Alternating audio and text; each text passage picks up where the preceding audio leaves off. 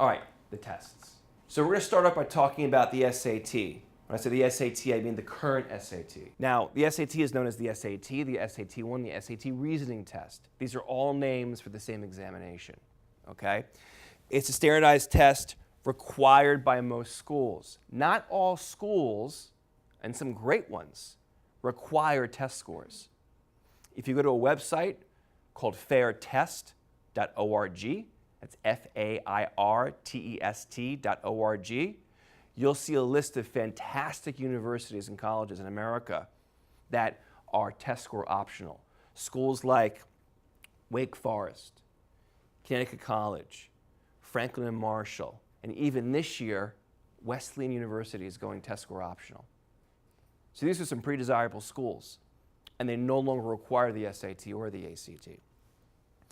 Now, the current SAT is really more of a strategic game more than a test. It's really a test of how you think as opposed to a test of what you know, which is a different thing. You know, in school, we're rewarded for knowing everything, being able to apply, and yes, sometimes just simply regurgitate information, okay? But the SAT wants you to be able to apply it. And what they normally do is they present questions on the exam that seem like questions you've seen in school, and then they twist it. So for example, in school, if you're learning about averages, okay, you might see a practice problem which is, tell us the average of 2 and 4. Well, it's 3. 2 plus 4 over 2, 3, okay? The SAT, the current SAT, would never ask that question. Instead, they'd phrase the same question like this. The average of 2 numbers is 3. If 2 is one of the numbers, what is the second number? It's the same question asked in a different way. And if you're not familiar with how the exam presents the material, it can be a challenge, okay? Now, what the SAT is supposed to do, amongst some other things, is give schools some sense of how you'll handle your first year in college. That's what it's supposed to do. Does it do that? That's a conversation for a different day, okay? That's what it's supposed to do, all right?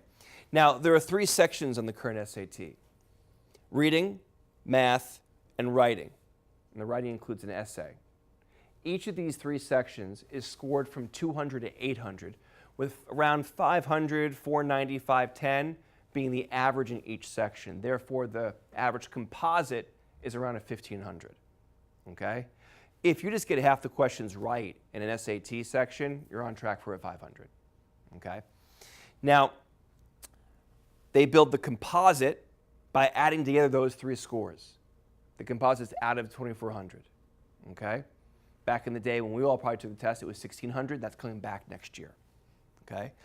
Top schools, schools I'd say in the top 25, 20, 15 in America are probably looking for SAT composites of 2,200 and above.